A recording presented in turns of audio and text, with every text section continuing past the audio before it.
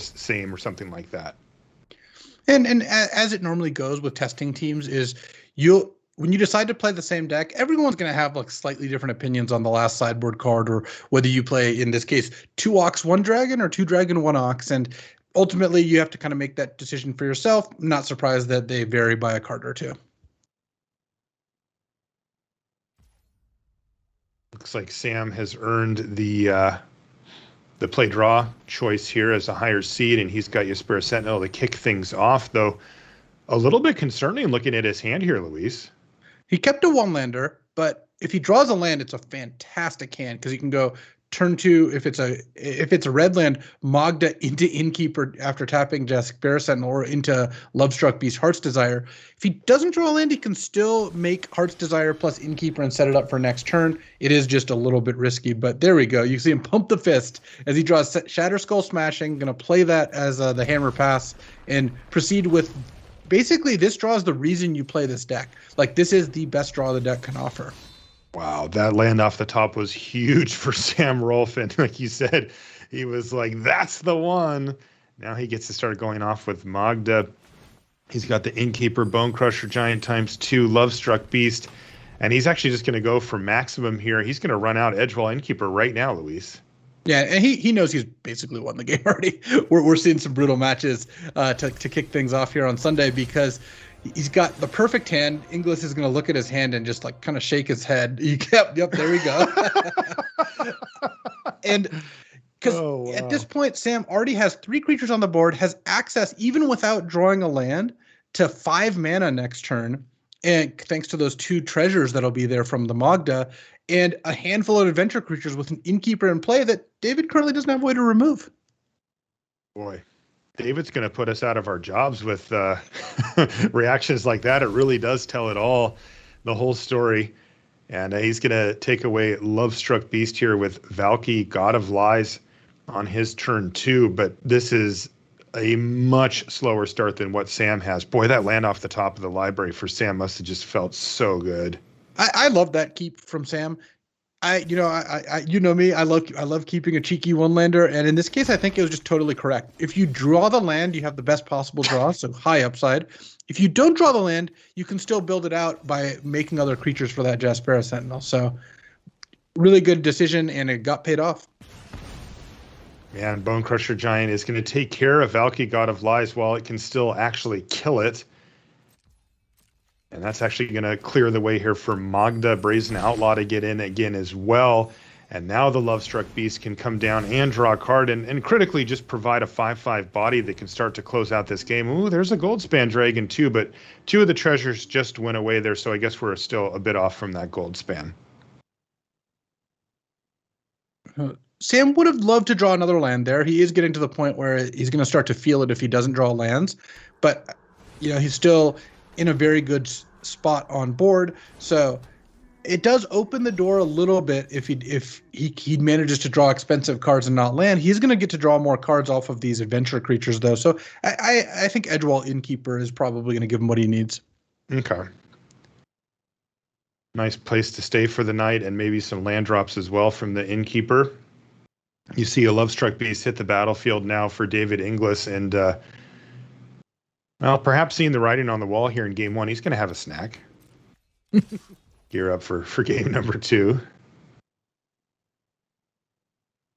Here comes Lovestruck Beast offering a trade with the opposing. And it's tricky because Sam wants to trade, because the longer this game goes, given the setup he has, like kind of the better it's for him, especially if he can find a land off the play this turn.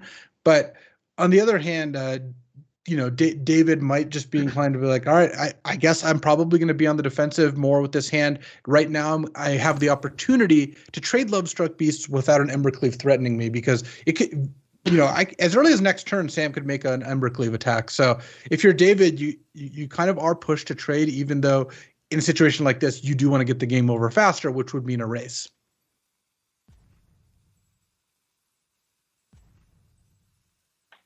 David really trying to decide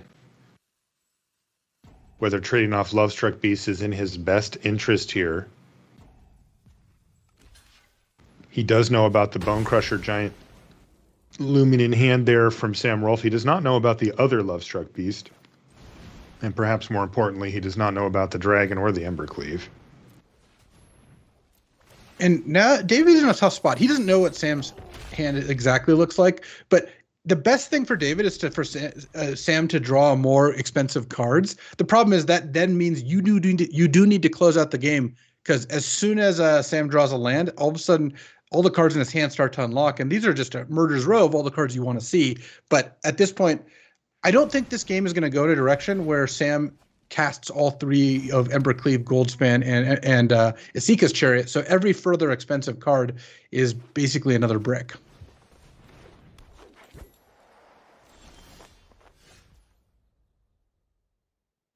Well, there's a land, Shatter Skull Smashing. It's a painful one, but you'll take it. It's a price you're willing to pay. And I think second one of those.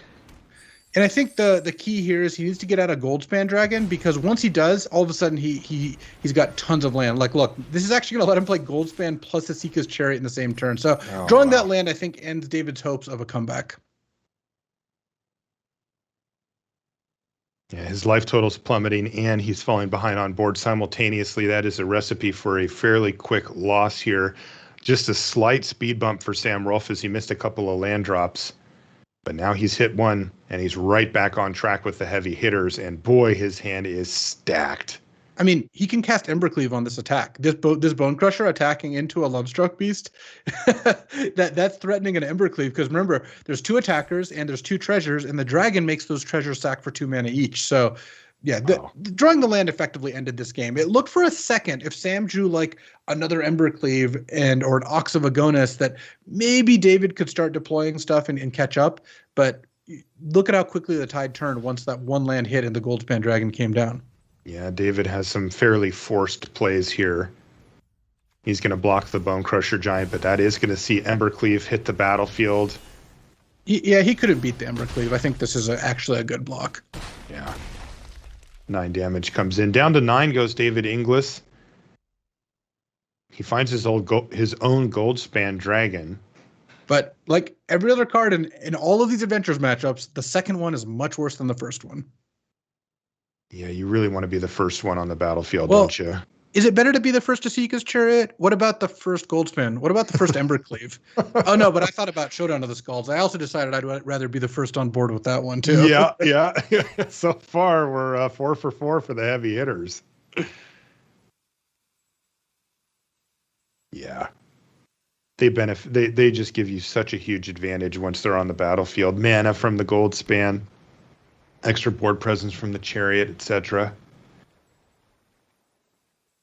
And David has to give due diligence here and try to figure out, okay, is there a way out of it? What's the best I can do? Because your goal in these matches is to just play your best and hope that is good enough. Because you really shouldn't, in an ideal world, be treating any match differently in a competitive event. Whether that's round one, whether that's when you're 1-4 and you're battling for minimum cash, or when you're in an eliminator round and playing for potential Worlds invite. You're supposed to make the play that's the best in your situation. And in this case, David's like, all right, I guess I'll play Esika's Chariot, and basically just resign himself to the fact that he's not going to win this game. He's got to win the next two.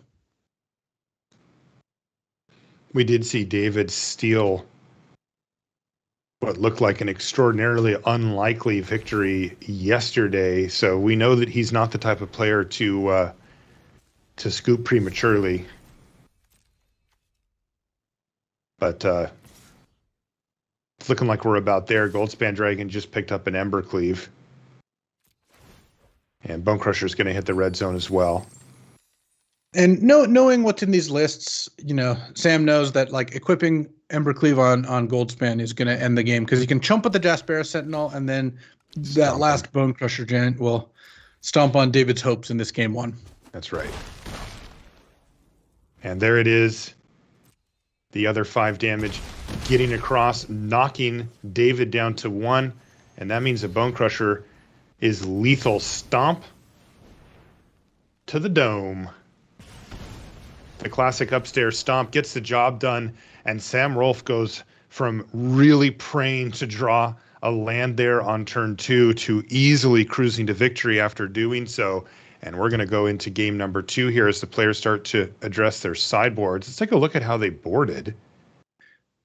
So one thing to note is the players might board differently based on player draw. So they could have the exact same sideboarding plans, but be under a conclusion like, oh yeah, on the draw, I don't like Ox of Agonis, whereas on the play, you want more in because it further incentivized you to empty your hand. You can see that David has opted for the Crowan War, Ox of Agonis, Burning Hands, and Scorching Dragonfire coming in. So you could see the direction that he wants to take the deck. It's a more controlling version. Thank you, Rimrock Knight. You were nice in game number 1, but you'll go ahead and sit on the bench here for this game.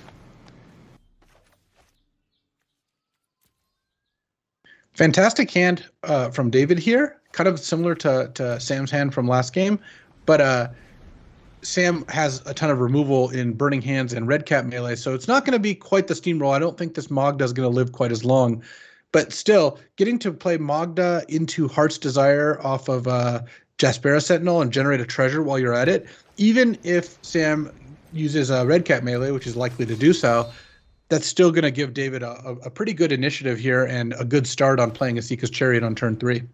Yeah, certainly better than what Sam has here for his opener. He's got some removal spells, so that'll be nice to control the board, but he doesn't have that explosive start that we saw in the first game. Yeah, he's going to get to go Lair of the Hydra, and if he wants, he can Burning Hands or Bone Crusher. The Jaspera Sentinel Stomp is, of course, the most appealing of those, but it looks like he's going to want to try to conserve Burning Hands for that Lovestruck Beast, perhaps. He knows that one's coming. But if you're David, it's pretty tempting just to slam Esika's Chariot here, because at best, then Sam can stomp one of the cats or the Jaspera Sentinel. And Sam really is forced to use his mana, right? Like he can't just, because he'd love to be able to Burning Hands the Esika's Chariot, for example, but he just needs to stomp something here, right? Oh, he for sure does, and yeah. Killing one of the cats is generally going to work out best. So this is an attempt to make crewing the Chariot harder? And perhaps getting you on the way to maybe killing both cats and making it so the Chariot doesn't actually get to make a token. Okay. We see Jaspera Sentinel hit the battlefield now for Rolph as he passes the turn back over to David, who has Bone Crusher, Giant, Burning Hands, Forest, and a Beast that's on an adventure. No card advantage here available for David at the moment. And so Sam is telegraphing Burning Hands here. He's leaving it up to stop the Chariot, or potentially Stomp, which could kill the cat and prevent the Chariot from copying it. So David has to decide, can I play around Burning Hands? What about Stomp? What do I think is coming? Because otherwise Sam would have likely played that Bone Crusher Giant instead of just playing the Sentinel. Mm-hmm. If you're in David's seat and you're working through that logic, would you assume that Sam would use Stomp on his main phase on the cat? No, I think it's reasonable to wait, because it's pretty easy to crew, and then there's still that 1/1 human token to copy, since the Chariot can copy that, or a treasure if you really want to. We saw that play happen yesterday. Mm-hmm. But I would be the card I'm most concerned about is Burning Hands, and the question is, do you play around Burning Hands? One reason not to worry about it too much is, let's say you don't crew the Chariot because of Burning Hands. Well, if you want to play this Lovestruck Beast, that's just going to get eaten instead. So I think you just go for it. Let Sam use his removal spell as it were, and you still got a head on the board here. Right. So you have the Beast left over. The Esika's Chariot's going to get burned. What is Sam hoping for here? You can tell he wants something. A land to play a Crone War would be pretty nice. He was asking for his one time there, I think. He finds Jaspera Sentinel, which would allow him to cast Bone Crusher this turn as well. Not bad, but he is facing down a Lovestruck Beast. Oh, and look at this. We're going to see Stomp on the current Sentinel, which would lock out that Bone Crusher from coming down, wouldn't it? Yeah, and part of the strength here of waiting is that you get to force Sam into a play where he assumes the Jaspera Sentinel is going to tap for mana, and this made him cost him 3 mana for that Sentinel, and I think that is going to make it so Sam is going to have a real uphill battle to win this game. He was already behind, and David basically took an extra turn that way. Right. Yeah. Sam went for the higher upside play of getting the Sentinel down plus the Bone Crusher. He could have just cast Bone Crusher, right? He had the mana for it. But he decided, you know what, I really need to empty out my hand here. And it did not pay off for him. Stomp killing the other Sentinel meant that he didn't get to play anything else for the turn. Now, he does find the land this turn for his Crone War. Is it too late? A Crone War is a pretty powerful card. We've seen it lead to some enormous swings. I think with Burning Hands and Ox in hand, it's not like David is ahead on board but has nothing left and is trying to push through damage.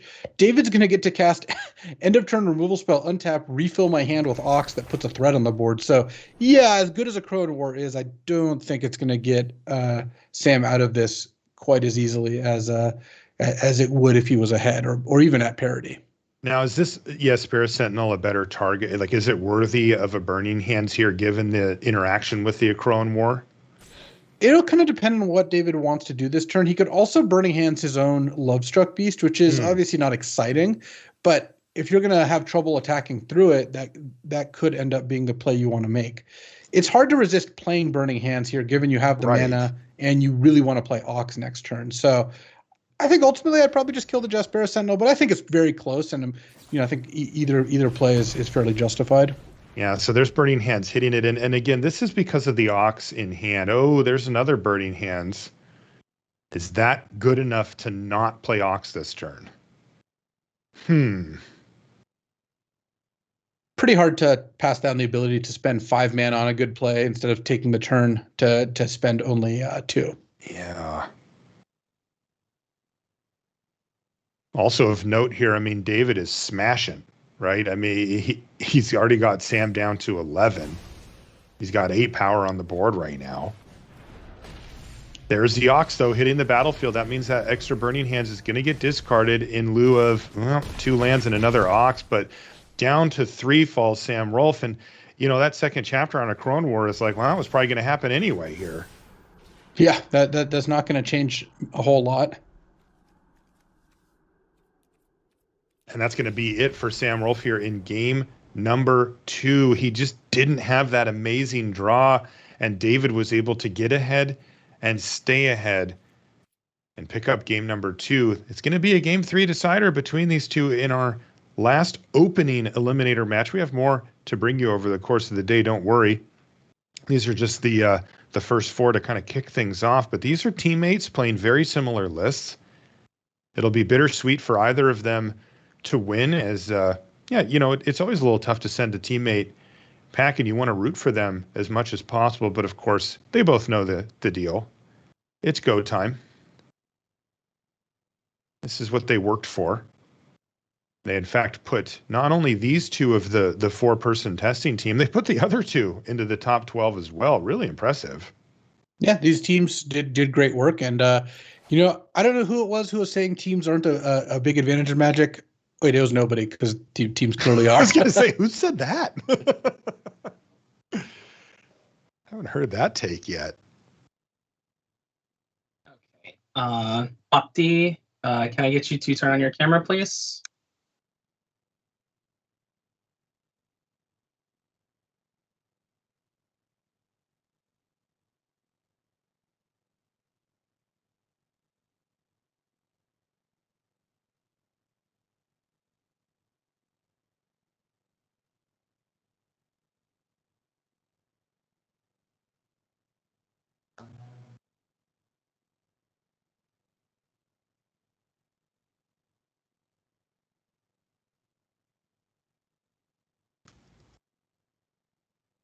All right. Well, we're going to just take a short break. When we come back, we'll have the game 3 decider between Sam Rolph and David Inglis. Don't go anywhere.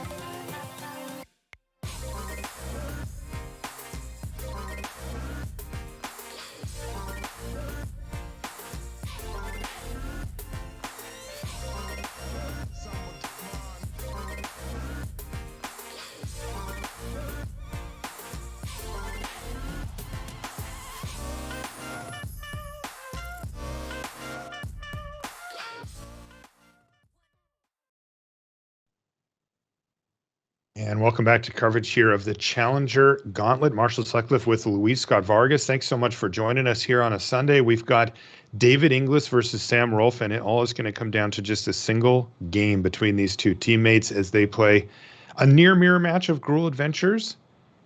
And one of them gets to continue through the tournament, and the other one, it's going to be the end of the road here. Now, they both hit a nice accomplishment. They're both made rivals for the next season. So really a great job by them to get here and to lock that up. But they have their eyes on the prize. If they can win a couple of more matches after this one, they'll find themselves not in rivals, but in the MPL, as well as a seat waiting for them at the World Championship. Appearance fee there is what, 50 grand, Luis? Like, that's a very big step up from where they're at right now. So while one great accomplishment already in the books, they're looking for the next one this weekend. And this last game is going to decide one of their fates straight away.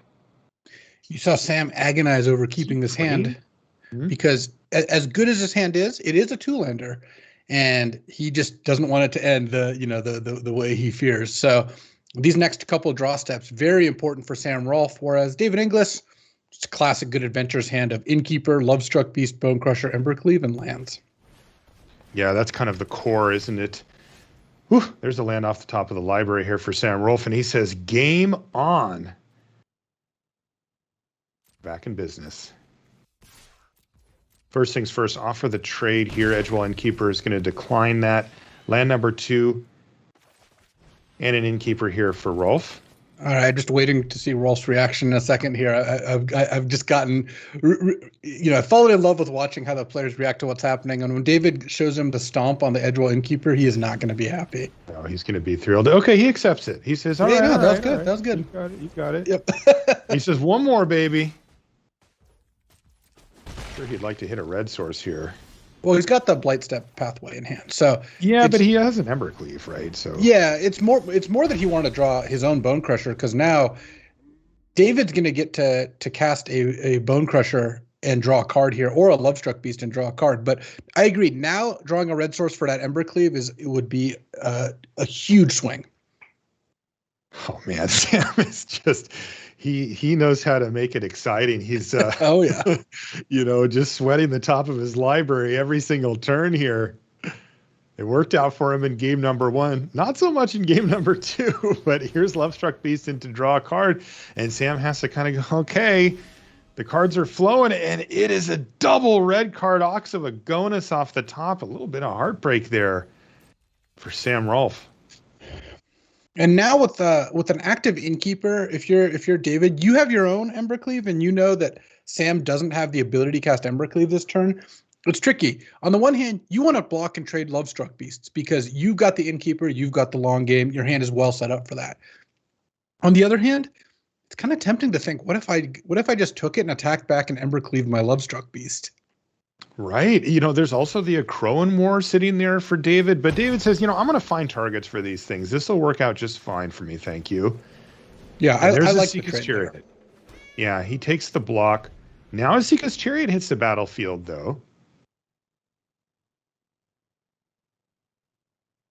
And I don't see a clean answer for it here for David, which is usually the case. Yeah, as usual, he can play his own Asika's Chariot and try to set up the trade. He could have Crow and War a token and hope that Sam can't play another creature, but that's not a very safe play. And at the worst, Sam could even activate like a Lair of the Hydra to crew it.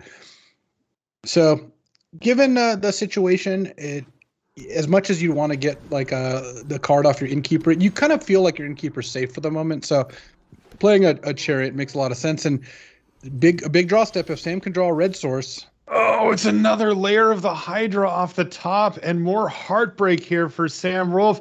He knows if he found a red source there, that could be the door opening to him to finding victory here. And instead, he has to make the more pedestrian play of just getting in the Chariot, slamming in there. David is going to trade off for either his Chariot or the 2 cats.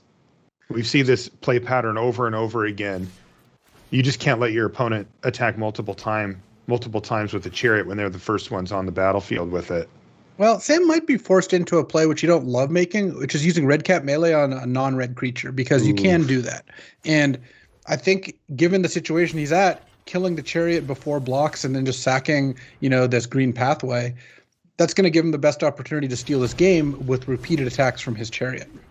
Now his mana situation gets a little worse here. He gets to play his Lair of the Hydra, keep himself live for another red source and an Embercleave. You see the line of play here from Sam. There is a line here where he can win. He is outmatched as far as hand quality goes by David, but as far as timing goes, Sam is ahead. Oh man.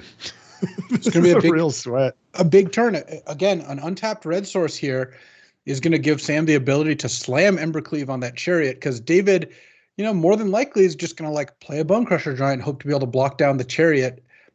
And it's quite the thing. You just kind of have to hope it holds. Though, if Sam, if he manages to miss this turn, Sam's going to get to the point where Embercleave's not going to be good enough, because every turn that goes by, David is furthering his lead in that he gets to draw a card off Innkeeper, make multiple plays per turn. Sam right now has 0 spells in hand that don't cost double red. He's got just 2 double red cards. So if he doesn't draw a mountain, maybe he draws a spell he can cast, but he's on the 1 spell per turn gambit for the next unforeseeable turns, right? It's going to be really hard for Sam to double spell unless he plays the Ox and then after that. Whereas David is now going to play 2, maybe 3 cards a turn for the next bunch of turns. So it's gonna get hard for Sam every turn that goes by. But as you mentioned before, he has the initiative, and Embercleave does really well for the person ahead.